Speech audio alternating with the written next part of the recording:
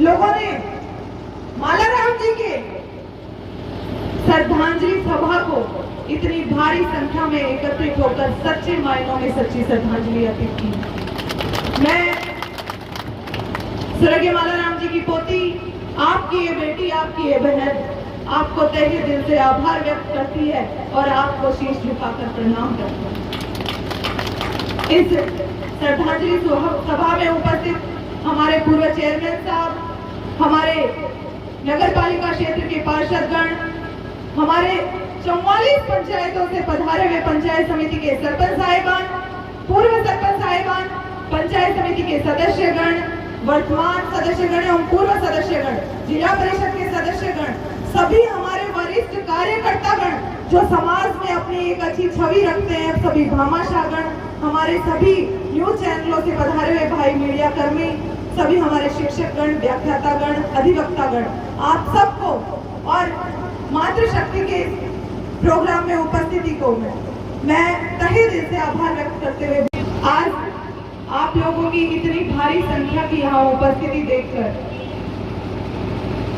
मेरे मन के कोने में मैंने अपने दादाजी को कभी देखा नहीं है। हम सब भाई बहनों ने किसी ने भी अपने दादाजी को देखा नहीं है। एक दादा का स्पर्श क्या होता है ये हमें नहीं पता, लेकिन आप लोगों की उपस्थिति यहाँ देखकर, मेरे ये बड़े बुजुर्गण दादा औरों को यहाँ देखकर, मेरे चाचा ताऊओं को यहाँ देखकर मेरे मन में भाव विभोर मेरी आहें भर आई और मुझे लग रहा है कि वो बहुत ही ऐसे जननायक थे, क्योंकि आपकी ये उपस्थिति साबित कर रही है कि वो खेतरी के सच्चे जनसेवक थे।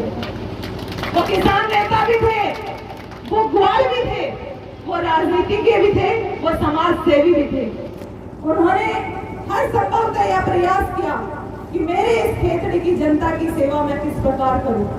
मैंने आप ही लोगों के मुख से सुना है, जब मैं गांव में जाती हूँ तो आप लोगों के मुख से मैंने सुना है कि वो किस प्रकार एक किसान पुत्र थे और किस प्रकार वो खेती से निकलकर, किस प्रकार वो एक खेत से निकलकर आप लोगों ने उनको विधानसभा में 4-4 बार भेजा है। आप लोगों ने एक किसान पुत्र को जो सम्मान दिया है, वो सम्मान असली हकदार, वो सम्मान पाने का स्वर्गीय मालाराम जी थे। उन्होंने अपने तप से, उन्होंने अपनी सच्चाई से, उन्होंने अपनी ईमानदारी से इस क्षेत्र की सेवा की। उन्होंने आप सबके बीच में से निकलकर सिर्फ एक मन में भाव रखा कि किस प्रकार से मेरे इस क्षेत्र की जनता की सेवा हो। मैंने आप लोगों के मुख से सुना है कि किस प्रकार वो विधानसभा में जब जाते थे और विधायकपुरी 10 में जब आप लोग जाते थे तो वो किस प्रकार आपके काम करवाया करते थे। मैं प्रधान बनी, इसमें उन्हीं के तप का, उन्हीं के तपस्या का, उन्हीं के कर्मों का नतीजा है कि उनकी ये बेटी और आप सब लोगों ने 2-2 बार इस बेटी को प्रधान बनाया। बिजली की समस्या हो चाहे पानी की समस्या हो, हर बार कम पढ़े लिखे होने के बावजूद उन्होंने इस क्षेत्र की समस्याओं को हर बार विधानसभा में उठाया है। उन्होंने एक सीख हम लोगों को देकर गए थे कि चाहे कितनी भी बड़ी परेशानियां आए, चाहे कितनी भी परेशानियां आए, आपको डटकर मुकाबला करना है। और मेरे पिता से एक विश्वास उन्होंने मांगा था कि जो अधूरे सपने मैं इस क्षेत्र के लिए छोड़कर जा रहा हूं, उनको पूरा करने में अपनी जान लगानी है।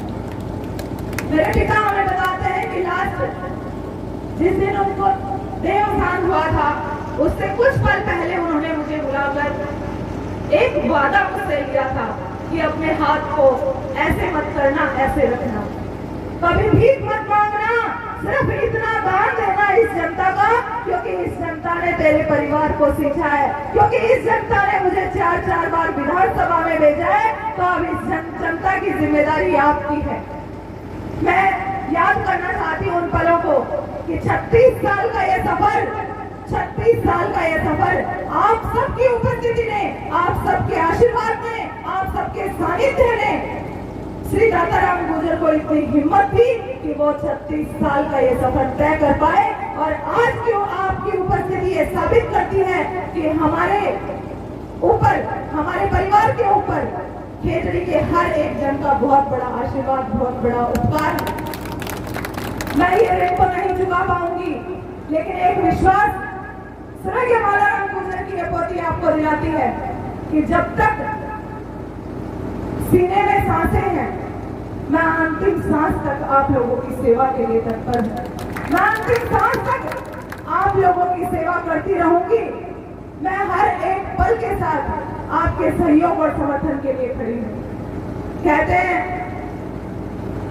कि एक महिला के जीवन में जो स्वर्णिम काल होता है वो 25 से 35 की उम्र का होता है, लेकिन उस उम्र में आप लोगों ने मुझे प्रधान बनाया।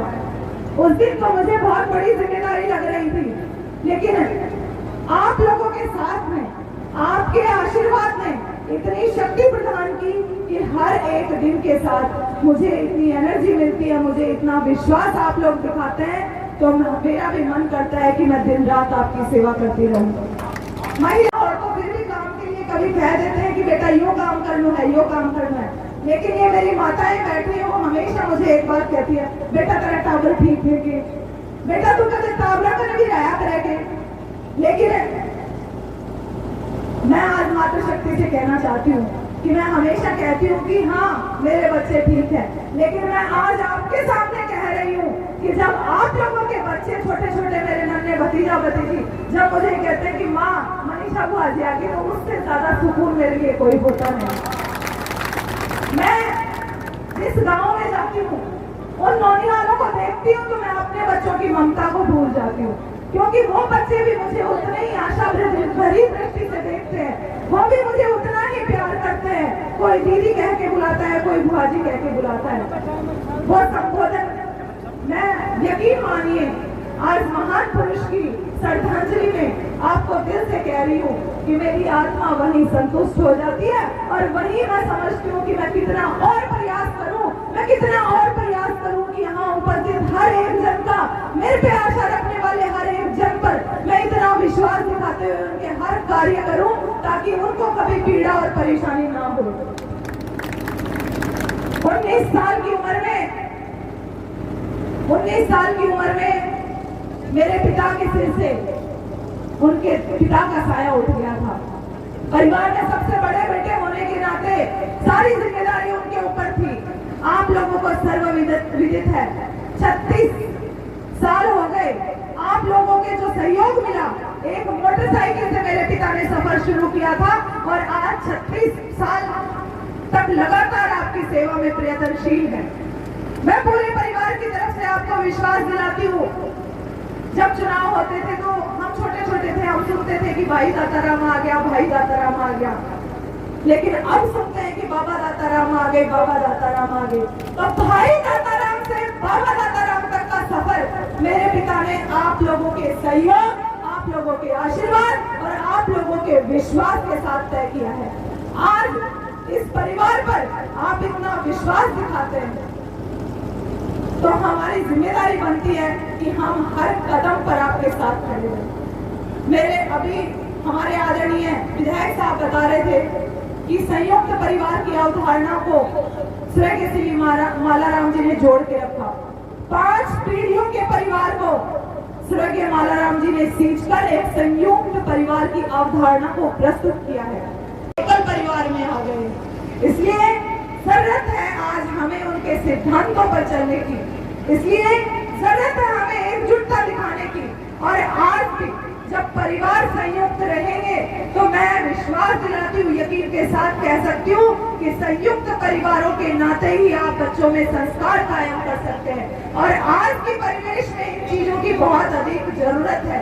आज हमें जरूरत है कि हम इकट्ठे परिवारों के साथ रहें और हमारे बच्चों में अच्छे संस्कार डालें, ताकि वो भी एक बहुत सुंदर और अच्छा समाज के निर्माण में अपनी भूमिका निभा सके और एक बहुत सुंदर सफर को तय कर सके, हम उन्हें एक बहुत अच्छा इंसान बना सके। इसलिए मालाराम गुर्जर को सच्ची श्रद्धांजलि तभी संभव है जब यहाँ उपस्थित हर एक जन मन में प्यार प्रेम का और सहोदर का भाव लेकर यहाँ से निकलेगा और और ये तय करेगा कि आज के बाद हमें अपने क्षेत्र में सिर्फ समरसता का भाव उत्पन्न करना है। मेरे दादाजी ने कभी जाति पाति की बात नहीं करी थी। वो हमेशा एकता के सूत्र में इस क्षेत्र को रखना चाहते थे। वो चाहते थे कि 36 कौम एक साथ चलेगी, जब ये समाज का सर्वनिर्माण हो सकता है। और आज उनकी ये मोदी आपको विश्वास दिलाती है कि 36 कौम का साथ लेकर हम एक बहुत सुंदर समाज की रचना करेंगे, लेकिन उसमें आपकी भागीदारी जरूरी है। ये कोई राजनीतिक मंच नहीं है। और मैंने कभी भी अपने दादा की पुण्यतिथि को, आज तक 8 साल हो गए लगातार पठान बनने के बाद मैंने इन कार्यक्रमों में शिरकत करना शुरू किया है। 8 साल से हमने कभी इस श्रद्धांजलि सभा को राजनीतिक नहीं बनने दिया। मैं उनकी अविस्मरणीय यादों को हमेशा अमर रखने के लिए, हमेशा प्रेरणा मानते हुए मैं इसी बात का आप लोगों को विश्वास दिलाती हूँ कि आपके हर क्षेत्र में, आपकी हर ढाणी तक मेरे से जितना संभव हो सकेगा, क्योंकि आज पद पर हूँ, थोड़ा विकास के मुद्दे पर भी मैं बात करना चाहूंगी। हर ढाणी तक मुझसे जितना बन सकता है मैं उतना प्रयास करूंगी। ना रहे जहाँ विकास ना हो। आज जरूरत है हमारे क्षेत्र में उन लोगों का सहयोग करने की जो अंतिम पंक्ति में बैठे हुए हैं। और अंतिम पंक्ति में बैठे हुए व्यक्ति का जब तक अगर अपन सहयोग नहीं कर पाए तो लानत है इस धरती पर आने का। इसलिए मैं आज आपको इसी बात का विश्वास दिलाती हूँ कि मुझसे जितना बन पड़ेगा, ये पूरा परिवार, माला राम जी का पूरा ये परिवार तहे दिल से आपकी सेवा में समर्पित रहेगा।